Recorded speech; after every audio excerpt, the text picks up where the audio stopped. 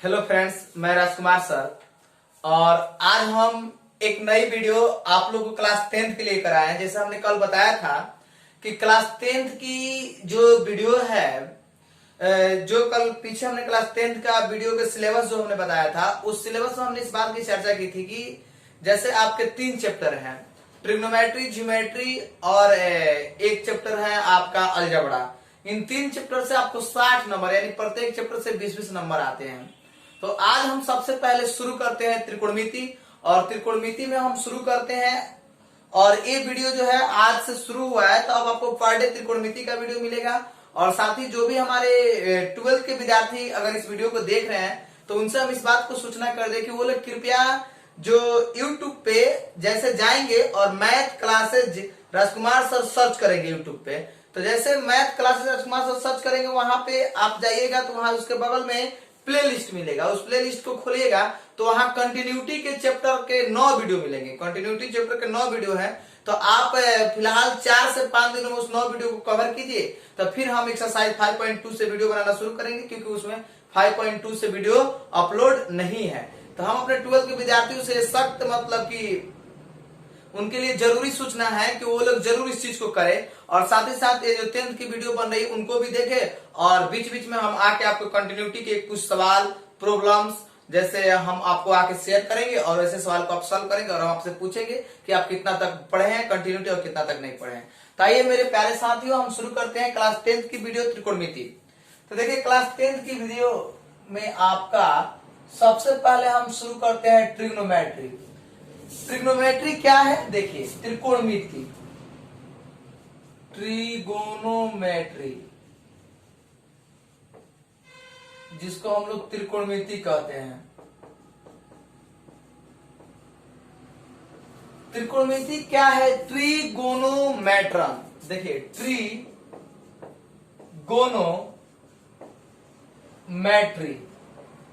Trigonometry से बना है त्रिकोणमिति। ट्री माने 3, गोनो माने कोण, मेट्रन माने माप। मैट्री का मेट्रन हो जाएगा तो माप हो जाएगा, यानी 3 कोणों की माप, 3 कोणों की माप। ट्री माने 3, गोनो माने कोण, मेट्रन माने माप। ये हो गया आपका त्रिकोणमिति। त्रिकोणमिति का डेफिनेशन कैसे देंगे?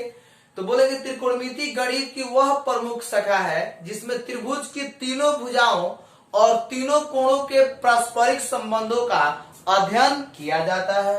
पहले देख ले, ट्री माने हो गया आपका 3, गोनो माने कोण और मेट्रन माने माप। यानी अब यहाँ अगर ट्रिग्नोमेट्री त्रिकोणमिति का डिफाइन करेंगे, तो आप विद्यार्थी लोग ध्यान से इस बात को सुनेंगे कि हम क्या बोल रहे हैं, और अपने कॉपी में नोट करेंगे। त्रिकोणमिति, त्रिकोणमिति गणित की वह शाखा है, त्रिकोणमिति गणित की वह शाखा है जिसमें त्रिभुज की तीनों भुजाओं और तीनों कोणों के पारस्परिक संबंधों का अध्ययन किया जाता है। त्रिकोणमिति गणित की वह शाखा जिसमें त्रिभुज की तीनों भुजाओं और तीनों कोणों के पारस्परिक संबंधों का अध्ययन किया जाता है। अब चलिए, इसके बाद जो है उसके बाद हम लोग देखेंगे, तो इसमें हम लोग को क्या मिलेगा कि त्रिकोणमिति, तो त्रिकोणमिति के जन्मदाता हिपार्कस को माना जाता है। और त्रिकोणमिति जो है हमारे दैनिक जीवन में बहुत उपयोगी है। टावर की ऊंचाई, नदी की लंबाई चौड़ाई ज्ञात करने में त्रिकोणमिति की बहुत सारी उपयोगिता है। ऐसे भी त्रिकोणमिति आपकी क्लास 10th में पहली बार मिलता है, और यहाँ से शुरू, और मुझे लगता है ना कि जहां तक मैथ आपको पढ़ना वहां तक त्रिकोणमिति जरूर आपको मिलेगा। इसलिए आप इसकी बेसिक नींव पढ़ रहे हैं तो आप जरूर इस वीडियो को देखें, और एक किसी भी क्लास के विद्यार्थी देख सकते हैं, जरूरी नहीं है क्लास 10th के ही विद्यार्थी देख सकते हैं, क्योंकि त्रिकोणमिति बहुत जरूरी होती है। हर 10th के बाद हर क्लास में पढ़ने के लिए त्रिकोणमिति की अहम भूमिका होती है, चाहे वो फिजिक्स हो या मैथ हो, और उसकी आवश्यकता जरूर पड़ती है। तो चलिए, हम आपको अभी डिफिनीशन बोले हैं, फिर से एक बार आप सुनिए और उस डिफिनीशन को नोट कीजिए कॉपी में। त्रिकोणमिति गणित की वह शाखा है जिसमें त्रिभुज की तीनों भुजाओं और तीनों कोणों के पारस्परिक संबंधों का अध्ययन किया जाता है। अब आप लोग लिख लिए होंगे, तो उसके नीचे लिखेंगे त्रिकोणमिति के जन्मदाता हिपार्कस को माना जाता है। इसके बाद देखिए, अब इसके बाद हम शुरू करते हैं यहाँ पर त्रिकोणमिति में।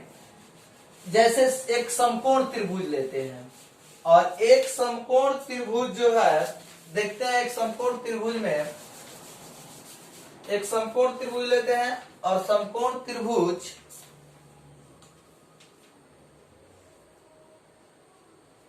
ए बी और सी एक समकोण त्रिभुज है।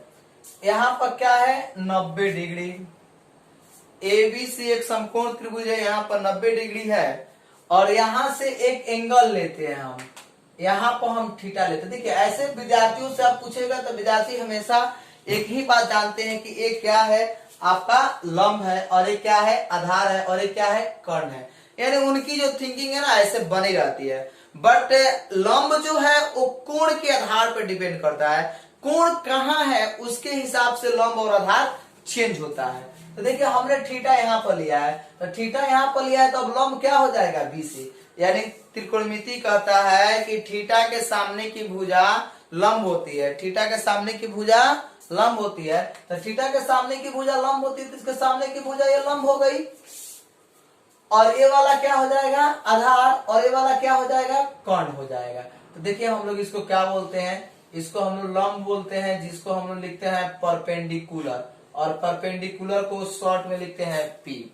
तो देखिए ये लंब है लेकिन थीटा यहाँ पर रहेगा तभी लंब है। अभी यहाँ पर इस थीटा के रिस्पेक्ट में, इस थीटा के रिस्पेक्ट में लंब के काम एक करेगा, ध्यान रखेंगे। थीटा के सामने की भुजा लंब होती है, बिल्कुल थीटा के सामने की भुजा लंब होती है। तो थीटा के सामने की भुजा लंब होती है, तो देखिए थीटा के सामने की भुजा लंब, तो इसको हम लोग लंब लिखेंगे और इसको लिखते हैं परपेंडिकुलर। तो परपेंडिकुलर को हम क्या लिखेंगे पी, पी मतलब परपेंडिकुलर जिसको हम लोग लंब बोलते हैं और पी से डिनोट करते हैं। उसके बाद चलिए जब ये लंब हो गया तब ए बी क्या बचेगा आधार, तो ए बी आपका आधार बचा, तो आधार को हम लोग क्या लिखेंगे बी, इसको बेस लिखते हैं। और एक यहाँ पर क्या है आपका कर्ण, तो कर्ण जो है हमेशा एक कभी भी नहीं बदलता, हमेशा अपना यथावत स्थिति बनाए रखता है और इसको हम लोग एच लिखते हैं हाइपोटेनस। तो देखिए लंब कर्ण और आधार, लंब क्या है थीटा के हिसाब से बदलता है और थीटा के जगह पर alpha beta gamma phi psi xi delta lambda हो सकता है। तो अभी अभी हमने केवल कितनी बातें सीखी, त्रिकोणमिति का डिफिनीशन, त्रिकोणमिति के कौन जन्मदाता है वो, और ये आपकी समकोण त्रिभुज की। अब इसके बाद हम लोग देखेंगे कि देखिए समकोण त्रिभुज में अगर चर्चा की जाए तो इस समकोण त्रिभुज में क्या है आपको, एक यहाँ पर हमने क्या देखा है कि 90 डिग्री है, यहाँ पर एसी कर्ण है ए बी आधार है और बीसी क्या है लंब है, जब हमने थीटा लिया है यहाँ पर तब। और उस हिसाब से अब हम लोग इसमें देखेंगे तो सबसे पहले इसमें हम लोग क्या सीखेंगे कि भाई देखिए लंब आधार और कर्ण तो सीख लिए, अब इसमें हम लोग थोड़ा सा त्रिकोणमिति निष्पत्तियां जानने की प्रयास करेंगे। तो त्रिकोणमिति निष्पत्तियां जो होती है वो 6 होती है, त्रिकोणमिति निष्पत्तियां कितनी होती है 6 होती है। उससे पहले कि हम लोग संकेत देखें तो संकेत देखिए,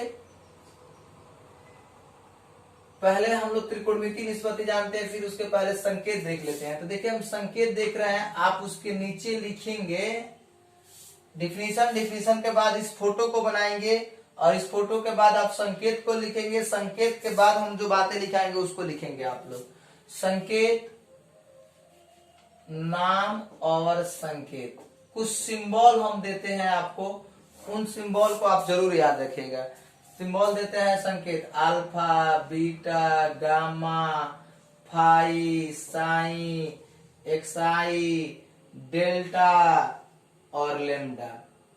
देखिए कुछ ऐसे सिंबल है, इनको आप याद रखेंगे क्योंकि त्रिकोणमिति में ये सिंबल विशेष कर आते हैं, जिसको हमने क्या बोलते हैं यहाँ पे अल्फा, इसको हम लोग बोलते हैं बीटा गामा फाई, इसको हम लोग बोलते हैं साई, इसको हम लोग बोलते हैं एक्साई, इसको हम लोग बोलते हैं डेल्टा, इसको हम लोग बोलते हैं लैम्डा।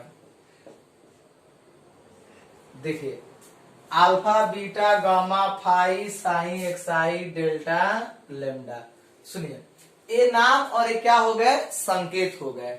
इसके पहले आप पहले त्रिकोणमिति, त्रिकोणमिति के नीचे हमने लिखा है कि इसका जन्म हिपार्कस उसके बाद आप इसके बाद इसको लिखिएगा, हम 1 नंबर में डाल देते हैं। अब 2 नंबर में आप इस फोटो को बनाइएगा और 3 नंबर में आप इसको लिखिएगा जिस बात को हम बता रहे हैं। 3 नंबर में आप फोटो आप नहीं बनाइए, फोटो अभी रहने दीजिए। 3 नंबर में आप देखेंगे त्रिकोणमिति निष्पत्तियां। त्रिकोणमिति निष्पत्तियां, त्रिकोणमिति निष्पत्तियां कितनी होती है? 6 होती है। त्रिकोणमितीय निष्पत्तियां 6 होती है। त्रिकोणमितीय निष्पत्तियां कितनी होती है? 6 होती है। तो देखिए त्रिकोणमितीय निष्पत्तियां 6 होती है। इसमें हम इस चीज को पहले मिटा देते हैं, फिर इसकी आवश्यकता पड़ेगी तो हम चर्चा करेंगे। त्रिकोणमितीय निष्पत्तियां 6 होती है।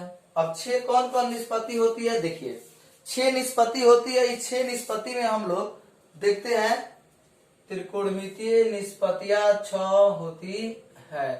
त्रिकोणमितीय निष्पत्तियां 6 होती है। इसमें क्या है आप देखिए, इसका पूरा नाम और संक्षिप्त नाम परीक्षा में खूब बढ़िया से इसका ऑब्जेक्टिव पूछा जाता है। इसमें आता है पूरा नाम, एक होता है संक्षिप्त नाम, और एक होता है इसका अर्थ। हिंदी में अर्थ क्या होता है? तो देखिए अब इस चीज को अगर लिख लिख के करेंगे तो ज्यादा समय लग जाएगा। रोक देते हैं और लिख के फिर हम आपको बता देंगे, आप इसको नोट कर। देखिए हमने यहाँ पे लिख दिया आपका पूरा नाम, संक्षिप्त नाम, अर्थ। पूरा नाम क्या है? साइन। संक्षिप्त नाम क्या है? SIN, sine. और अर्थ क्या है? जया। Cosine, COSIN, cosine. उसके बाद संक्षिप्त नाम क्या है? कॉस। अर्थ क्या है? कोजाया। टेंजेंट पूरा नाम है और संक्षिप्त नाम टैन है, और अर्थ क्या है? स्पर्श जाया। कॉटेंजेंट पूरा नाम है और संक्षिप्त नाम क्या है? कॉट। अर्थ क्या है? दिक स्पर्श जाया। दिक स्पर्श जाया। सेकेंड, ACCENT, सेकेंड पूरा नाम है, संक्षिप्त नाम क्या है? सेक, और अर्थ है दिक को जाया। कोसेंट है और संक्षिप्त नाम कोसेक है, और अर्थ क्या है? दिख जाया है। ये क्या है आपके? तो ये आपके परीक्षा में पूछे जाते हैं कि बताइए साइन का पूरा नाम क्या है, और ऑप्शन रहेगा। या आप पूछेगा SIN का संक्षिप्त नाम बताइए, तो साइन। कोसाइन का कॉस।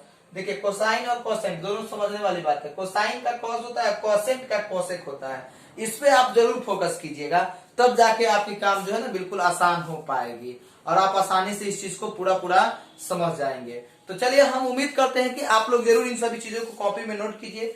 1 नंबर और 2 नंबर, 1 नंबर के बाद इसको आप 2 नंबर में लिखेंगे।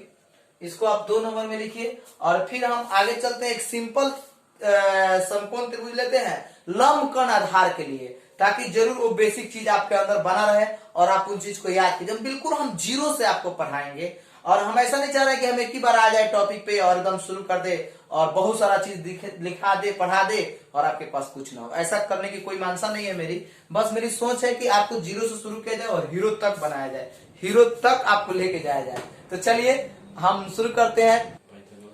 देखिए हाँ, अब एक पाइथागोरस के फॉर्मूला के लिए समकोण त्रिभुज लेते हैं। पाइथागोरस फॉर्मूला आपके क्लास 10th में पढ़ना भी है। पाइथागोरस थ्योरम बहुत इंपॉर्टेंट थ्योरम है। पाइथागोरस सूत्र, पाइथागोरस का सूत्र क्या है ध्यान से देखेंगे। एक समकोण त्रिभुज लेते हैं ABC, ABC लेते हैं और यहाँ पर हम थीटा ले लेते हैं, और ये 90 डिग्री है तो थीटा लेंगे तो क्या हो जाएगा? लंब। यानी अभी हमने चर्चा किया था कि थीटा के सामने की भुजा क्या होती है? लंब। आप कोण कोई भी लीजिए, alpha, beta, gamma, phi, psi, xi, delta, lambda, कुछ भी लीजिए, आपके सामने की भुजा क्या मिलेगा? लंब मिलेगा। तो थीटा के सामने की भुजा ये लंब, तो ये लंब हो गया। लंब को हम लोग किससे डिनोट करते हैं भाई? P से। ये हो गया कर्ण, कर्ण को हम लोग किससे लिखते हैं? S से। ये हो गया आधार, आधार को हम लोग किससे लिखते हैं? B से। तो देखिए ये हमारा क्या हुआ? लंब, कोण और आधार हो गया।